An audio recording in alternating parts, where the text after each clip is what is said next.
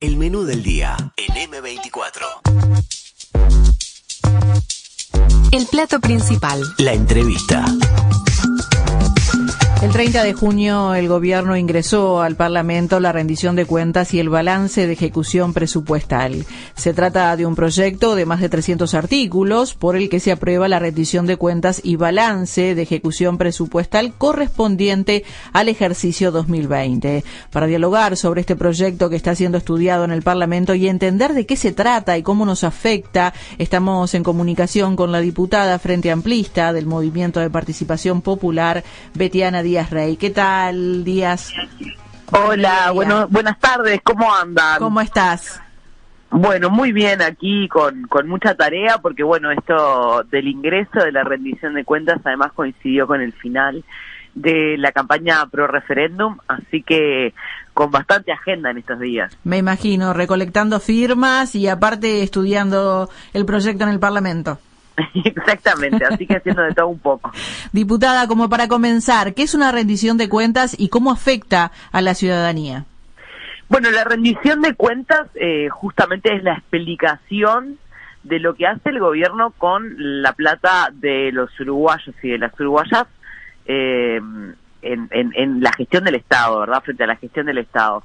Ustedes saben que cuando empieza un gobierno hay una ley muy importante que es la ley de presupuesto, que lo que define es, en definitiva, cuáles son las prioridades del gobierno y cómo va a gestionar el Estado del gobierno, es decir, cómo va a financiar las políticas públicas, qué políticas públicas piensa desarrollar, ampliar, y justamente para eso se asignan fondos y también se asigna ese marco jurídico, ¿verdad? Bueno, como yo siempre pongo este ejemplo, ¿no? Como las empresas cuando tienen que rendir balance, el Estado tiene que rendir, el gobierno rinde balance sobre su gestión del Estado una vez por año, ¿no? Y la rendición de cuentas es un espacio de control en un ámbito democrático y representativo como es el Parlamento, es un ámbito de control de qué es lo que hace el gobierno nacional, como decía hoy cuando empezaba, con la plata de los uruguayos y de las uruguayas. ¿Y cuánto tiempo tienen los parlamentarios para estudiar el proyecto de ley? Bueno, todo esto tiene plazos constitucionales, por eso es que entró el 30 de junio, no es una fecha antojadiza, empieza a estudiarse desde el 1 de julio y tenemos por Cámara 45 días, ¿verdad? Es decir, ahora entra la Cámara de Diputados, vamos a tener 45 días para discutir. La mayor parte de esos días vamos a hablar con los ministros, con los directores de diferentes organismos, y entonces ahí vamos a ver cuáles son las proyecciones que se hacen para el año que viene, cuál es la explicación de cómo se gestionó el dinero el año pasado, de cómo se justifica, por ejemplo, el cierre o no de un programa. Es bastante extensa la discusión. Y la última semana siempre la concentramos en la votación, ¿verdad? Porque tienden a ser proyectos muy largos y con mucha discusión y debate parlamentario. Después pasas a otra Cámara, tiene 45 días más, y en el caso de que el Senado haga cambios, cosa que es muy probable porque, en el Senado también hay niveles de negociación que tienen que ver con líderes de sector, ¿no? Que no es lo que pasa en diputados, que tiene una representación mucho más territorial, ¿no? La representación política. Si vuelve, hay 15 días más para aprobar, es decir, esos cambios o no, ya no se le puede hacer más cambios al proyecto. Casi un poquito más de 100 días de discusión. Ahora, unos días antes de la rendición, uno de los aspectos que destacaba el presidente de la República era que el proyecto tendría una tendencia al gasto cero. Sin embargo, esto ha sido muy cuestionado por la oposición, sobre todo por dos artículos. Uno es el 7 y otro el 286. ¿De qué se tratan estos artículos y por qué son cuestionados? Bueno, sí. Esto de tendiente al gasto cero es una forma de decir, ¿verdad? Es decir, en las rendiciones de cuentas se puede incrementar o no el gasto. Eso es una cosa importante. Sin embargo, ya incluso antes de que entrara se anunció que se iba a destinar más plata para algunos programas, para fortalecer algunos programas, así que tiene un incremento de gasto. De todas maneras, lo que nosotros criticamos fuertemente desde la oposición es que se habla de ahorro cuando en realidad, bueno, en el Estado no existen los ahorros, ¿verdad? Lo que existe es el ajuste fiscal. Esto se camisetea un gran ajuste, un gran recorte que está en marcha desde el año 2020, desde el principio del año 2020, pero por el otro lado, año a año lo que hace el gobierno es aumentar sueldos. Y esos artículos tienen que ver con salarios de funcionarios. El artículo 286 es un artículo que refiere al salario, a la retribución del presidente de la República, el sueldo de Luis Lacalle Pou, y lo que hace es, bueno, el año pasado el presidente no iba a tener aumentos salariales, es decir, tenía aumento salarial nulo por el simple hecho de ganar más que el ministro, ¿verdad? Sí. Este año, en este artículo y en esta rendición de cuentas, se lo excepciona. Es decir, ¿aumenta el sueldo ahora en este mismo momento de Luis Lacalle Pou? No. Va a aumentar cada vez que haya aumento para el sector público, ¿verdad? Y ese es un cambio bastante importante porque la señal es lo que es fuerte, ¿verdad? El año pasado estaba bien que no tuviera el aumento, pero este año ya no. Un presidente que, bueno, que tiene un muy buen salario, que además tiene todos sus gastos cubiertos de vivienda, de alimentación, de representación, ¿no? Todos hemos visto los gastos que han trascendido de todo lo que se cubre de la residencia de Suárez. Entonces, bueno, a nosotros nos parece una muy mala señal este 286. Y luego está el artículo 7, que el artículo 7 habla específicamente de 18 funcionarios. En realidad es bastante más difícil de desenmarañar porque no es una referencia explícita ni a 18 funcionarios ni al monto de aumento. ¿Qué pasa? Refiere específicamente a lo que son los adscriptos de la Dirección General de Secretaría de cada ministerio, ¿no? Que es el director general de Secretaría de cada ministerio, para que la gente entienda, es como el número 3 de cada ministerio, ¿no? Está el ministro, el subsecretario y el director general de Secretaría. Realmente hasta ahora se podía tener un adscripto, y lo que se hace en ese artículo 7 es un enganche salarial que levanta mucho el sueldo de los adscriptos. Es una historia muy larga, pero a grosso modo se acordarán, en la rendición de 2011 nosotros corregimos las escalas salariales en el Estado y las enganchamos a lo que era el salario nominal de un senador. Mucha gente se puede acordar de esto por algún que otro conflicto que hubo, ¿no? Y bueno, eso levantó sensiblemente las retribuciones, ¿verdad? Eso lo que hizo fue emparejar bastante y, bueno, por la mención que se hace a esa rendición de cuentas es que se da un enganche salarial donde hay un incremento que sí es de casi 100.000 pesos por cada uno de estos funcionarios, ¿verdad? Que ya son funcionarios públicos, no es gente que se toma de afuera, son funcionarios públicos de hasta con un año de antigüedad. Es decir, hay gente que entró en julio del año pasado, por ejemplo. ¿El aumento sería de 100.000 pesos? En el entorno de 100.000 pesos, sí. Sí. Estamos viendo también cuánto es más o menos, porque lo que son los salarios de adscriptos a director general de Secretaría no se han publicado. Eso nos parece que es un dato importante para terminar de chequear. Teníamos la estimación de que podían ser 100 o podían ser, sí, sobre la base de 80.000 pesos más o menos, seguro, pero hasta 100.000 pesos cómo sube la compensación. Es un aumentazo el que se hace. Totalmente. Diputada, y acá por se han otra... tirado datos para marear, ¿verdad? Se habla de los adjuntos de los ministros que no tienen nada que ver, lo vi en redes. Se habla de que nosotros hablamos de que se corría el tope sobre el cual se calcula esa retribución. Tampoco, eso es mentira, ¿no? Bueno, creo que el gobierno va a tener que explicar por qué sigue, al igual que el año pasado, aumentando discrecionalmente el sueldo, mientras la gente, bueno, nada, ustedes sabrán, la plata cada vez rinde menos y la gente está perdiendo salario. Diputada, justamente hablando de recursos, el presidente había anunciado que que se iba a priorizar dos sectores: por un lado jubilados y pensionistas y por otro lado primera infancia. Según tu opinión, ¿se priorizaron en lo que has podido leer de este proyecto presentado? Bueno, acá hay una asignación presupuestal muy fuerte que se hace en el artículo 247, que es la partida específica para primera infancia, ¿verdad? Ahora, lo que yo no podría decir, y eso me parece que también tiene que ver con que sería bueno transparentar cómo se va a usar esos dinero.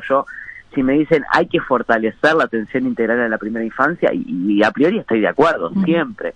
Lo que no dicen nunca es cómo va a ser en el articulado de este proyecto, ¿verdad? Lo que se crea es una coordinación donde va a estar OPP, donde va a estar ACE, donde va a estar el MIDE, SINAU, el Ministerio de Economía, y bueno, entre esos organismos van a definir cómo se hace la asignación presupuestal. En el caso de los jubilados, y bueno, más allá de lo que tenga que ver con alguna medida específica, yo creo que estamos en medio de la discusión de una gran reforma estructural, que es la reforma de la seguridad social, y bueno, en base a eso va a haber que conversar a ver si este gobierno realmente está priorizando o no a los jubilados. En términos de asignación presupuestal, a priori se podría decir que la primera infancia sí. Lo que hay que ver es cómo se va a ejecutar ese dinero. Hablando siguiendo con el tema de recursos, ¿no? ¿Son suficientes los recursos destinados para los asentamientos? Esto a través del fideicomiso que se nutre de los recursos de colonización. Y acá ya después te voy a hacer alguna otra pregunta sobre este mismo tema. Bueno, exactamente. A ver, nosotros calculamos que para lograr atender la situación de emergencia habitacional que hay en Uruguay, se requieren muchísimos más recursos, ¿verdad? Y esto son unos 18, 20 millones de dólares que se vuelcan a un fideicomiso, ¿verdad? Y hoy escuchaba al propio presidente del Instituto Nacional, el propio director del Instituto Nacional de Colonización, más temprano en la radio, hablando justamente de la insuficiencia de este dinero también para atender la emergencia de vivienda. Es decir, le genera un perjuicio enorme al Instituto Nacional de Colonización porque le impide invertir y comprar tierra. Exacto. Pero tampoco soluciona el problema, y a mí me parece que con esto hay que ser muy cuidadosa, ¿no? Porque la gente que está en situación de emergencia habitacional es gente con la que no se puede, digamos, jugar en términos de expectativa. Estamos en un invierno de ola polar, y este gobierno que habla de que su principal preocupación es la gente que está viviendo en los asentamientos, va y desaloja y requisa, como hizo el asentamiento San Miguel, y deja a un bebito sin su madre y a la gente pasando frío. Entonces, bueno, yo creo que aquí lo que hay que ver es con seriedad líneas de financiamiento fuertes para atender la emergencia en vivienda, ¿no? Que claramente no pueden ser quitarle al Instituto Nacional de Colonización. Y hablando de los asentamientos, los artículos 295 y 296 establecen que las personas jurídicas de derecho público quedan exoneradas de multas por incumplimiento de sentencias judiciales. Esto puede llegar a afectar también el tema de los asentamientos, ¿no? Me refiero por los recientes fallos que obligan al Ministerio de Vivienda y Ordenamiento Territorial justamente a pagar multas mientras no les proporcione viviendas dignas a estas familias desalojadas. Bueno, esto pasa con todas las instituciones públicas, ¿verdad? De hecho, en realidad es bastante, genera un perjuicio bastante grande para la gente que está del otro lado, ¿no? Para la gente que espera, justamente. Bueno, en este caso que tú decías con el tema asentamientos, y sí, es tirar la pelota para adelante, por decirlo de alguna manera, y que el Estado pueda demorar sin que tenga un perjuicio. A nosotros nos parece que no está bien. Esto aplica por tanto como para los asentamientos como para las multas que hace muchos años paga el Ministerio de Salud Pública cuando hay en trámite una sentencia por acceso a medicamentos que no están en el fondo de terapéutico de medicamentos, ¿no? Lo que nosotros conocemos como los tratamientos y medicamentos de alto costo. Pasa lo mismo. El otro día veía que en redes ponía Juan Cereta esta información. Sí. Es decir, pasa con un montón de situaciones, ¿no? Y justamente este mecanismo lo que hace es tratar de que los organismos no demoren tanto, ¿no? Y por eso la multa. Esto en realidad es permitirle al Estado darle largas a las soluciones que la gente está esperando. Y cuando yo estoy esperando una vivienda porque me quedé en la calle, y bueno, claramente mis tiempos son otros, ¿verdad? Como oposición, ¿qué otros aspectos preocupan de esta rendición de cuentas? Bueno, yo creo que acá hay una caracterización que se puede hacer en este proyecto articulado, por ejemplo, es que hay una perforación permanente de lo que son las empresas públicas y muchos servicios descentralizados, ¿no? Esto que se ha salido a decir, ¿no? Que tiene que ver con el BROW, que tiene que ver con la posibilidad de que los depósitos de los organismos públicos vayan a la banca privada, es decir, que los dineros de los uruguayos y de las uruguayas vaya a la banca privada, es una forma de debilitamiento del BROW. Y esto no afecta solo al BROW, ¿no? Es decir, porque también lo que hay que entender es que esto es más complejo y que las ganancias del Banco República van a rentas generales y se vuelcan en financiar políticas para la gente. Eso lo haga el gobierno del Frente Amplio o lo haga el gobierno del herrerismo. Ahí no hay diferencia, ¿verdad? Y creemos que esto es una forma de debilitar también los fondos que tiene el Estado para gestionar diferentes políticas. Por tanto, no compartimos. Hay un artículo que tiene que ver, que estamos estudiando con mucho detenimiento, que es el artículo 301, que hace una mención a la fijación de precios de los productos no monopólicos en los directorios directamente, pero que el Poder Ejecutivo va a poder modificar, es decir, todo lo que es la elaboración de por qué fijar ese precio no es preceptivo, y el Poder Ejecutivo va a poder decir, bueno, no, está bien, yo no estoy de acuerdo, el precio va a ser este. Y a nosotros nos preocupa porque ya incluso en la ley de urgente consideración fue algo muy discutido, se le dio también un rol importante a las reguladoras, a las unidades reguladoras para opinar sobre la fijación de precios, y bueno, vemos que en realidad puede ser un camino bastante peligroso para muchas empresas, porque en realidad la mayor parte de los productos, tanto del dominio industrial como del dominio comercial, que ponen en el mercado las diferentes empresas públicas y servicios descentralizados, son no monopólicos, ¿no? Entonces, bueno, realmente vemos que hay como un avance de debilitamiento del Estado, de retirada paulatina del Estado de algunos aspectos que realmente nos preocupan, ¿verdad? La derogación del programa Uruguay Trabaja, cuando hace un par de meses se tomó el ejemplo del instrumento para crear el programa Oportunidad Laboral. Bueno, se deroga ese programa y a las personas que son beneficiarias, es decir, que tienen contratos con el Ministerio de Desarrollo Social, no se les da la posibilidad de prórroga, se inicia un programa nuevo, no se sabe en cuánto tiempo se va a implementar. Bueno, entonces creo que ahí realmente hay algunas situaciones que encienden luces de alarma, ¿verdad? Por otro lado están los proyectos paralelos también, ¿no? ¿Qué consecuencias puede llegar a tener de no aprobarse el proyecto de presupuesto de la UDELAR, por ejemplo? Bueno, todo lo que son los mensajes complementarios siempre vienen, ¿no? La Universidad de la República siempre, obviamente, manda, porque siempre tiene demandas mucho más altas que las asignaciones presupuestales. Pero bueno, lo que está siempre peligrando es la continuidad de algunas políticas que se han desarrollado en el último tiempo por parte de la Universidad de la República, ¿no? La ampliación de la oferta educativa, el mantenimiento de los sistemas de becas, todo lo que tiene que ver con la descentralización de la Universidad de la República, ¿verdad? Y además, bueno, nos parece importante que no solo pensar en el mensaje de la UDELAR, sino pensar en todo el sistema educativo, en un momento donde, bueno, hay que repensar estrategias de abordaje desde el sistema educativo para la retención de los estudiantes, ¿verdad? Uh-huh. Justamente recibimos un mensaje de la audiencia que dice que este año no abrió el curso de educadores en primera infancia de Senfores porque no había recursos, porque no había dinero. Bueno, eso es parte del recorte, ¿no? Cuando nosotros hablamos de recorte presupuestal, hablamos de cosas muy concretas, y cuando hablamos de rendiciones de cuentas, es necesario aterrizarlas justamente para que la gente entienda de qué hablamos.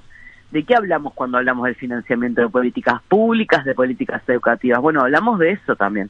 Hablamos de la oferta educativa, hablamos de la calidad de esa oferta educativa, del alcance, de la permanencia, de cómo se implementa, de si se puede ampliar y desarrollar, a quiénes les va a llegar, si se va a poder dictar solo en la capital o en todo el país, si va a haber un sistema de becas que permita que estudiantes de Tupambaé puedan ir a estudiar a Salto. No, bueno, todo eso depende de la asignación presupuestal, depende de estas discusiones. Son cosas que afectan a la vida muy cotidiana de las personas. Betiana Díaz Rey, diputada Frente Amplista, te agradecemos muchísimo estos minutos y tu paso por el menú del día. Bueno, muchísimas gracias. Siempre es un gusto estar hablando con el equipo de M24 y bueno, que disfruten la tarde, que ahora se arregla un poquito el día. A ver si seguimos nosotros seguramente aprovechando el solcito para juntar firmas. Buena jornada, diputada. Igualmente. Chao, chao. 97.9 FM Montevideo. 102.5 FM Maldonado. Escucha distinto.